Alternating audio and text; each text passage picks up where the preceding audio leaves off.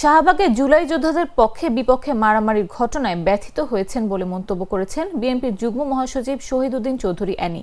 শনিবার দুপুরে লক্ষ্মীপুর সদর উপজেলার লাহারকান্দা ইউনিয়ন বিএনপির প্রতিনিধি নির্বাচনী সভায় এসব কথা বলেন তিনি।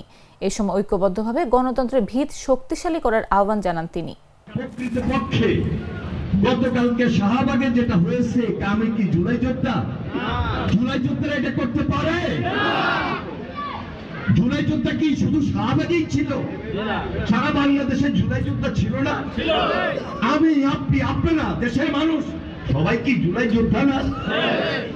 তাহলে কিছু সংখ্যক জুলাই যোদ্ধা নামে যদি আমাদের বদনাম করে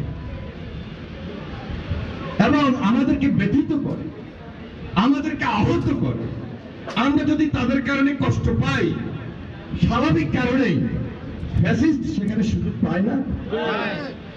সবাই মিলে আন্দোলন করলাম হাসিনার বিরুদ্ধে, লড়াই সংগ্রাম, গুম খুন, হেলিকপ্টার থেকে পর্যন্ত শিশু বাচ্চাটাকে হত্যা করেছে, ছাত্রকে হত্যা করেছে, আমার দলীয় নেতা কর্মীকে হত্যা করেছে, সাধারণ মানুষকে হত্যা করেছে।